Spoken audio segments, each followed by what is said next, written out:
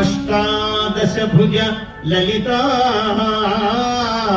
ఇష్టార్థములిచ్చి బ్రోచు నిహ పరములలోన్ ఇష్టార్థములిచ్చి బ్రోచు నిహ పరములలోన్ శిష్టాద్వైతము నిలుపగా శిష్టాద్వైతము నిలుపగా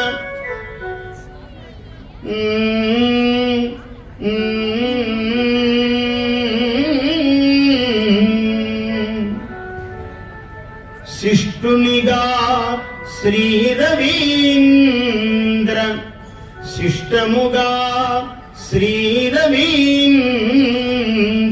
సిరులను బ్రోవన్.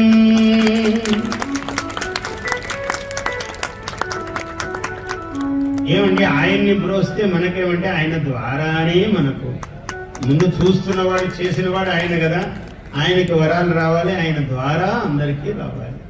అందువల్ల ఇటువంటి లలితాదేవికి 4 వైపులా 4 శక్తి స్వరూపములు కలిగినటువంటి మధ్యమణి న్యాయముగా నాయకమణి న్యాయముగా ఉన్నటువంటి మధ్యలో ఉన్నటువంటి ఈ లలితాదేవి అందరినీ అనుగ్రహించుగాక.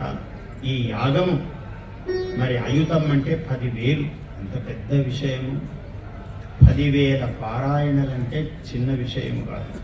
ఆ 700 శ్లోకములు అన్ని శ్లోకముల ఉవాచ మంత్రములు అన్నాడు. ఉవాచ మార్కండేయ ఉవాచ అన్నాడు, చెండి దేవ్యువాచ అన్నాడు. ఇవన్నీ కూడా మంత్రములు. అంటే ప్రతి అక్షరము మంత్రమే. అంత గొప్పది Saptashati. Please subscribe to our YouTube channel. Like and share this video.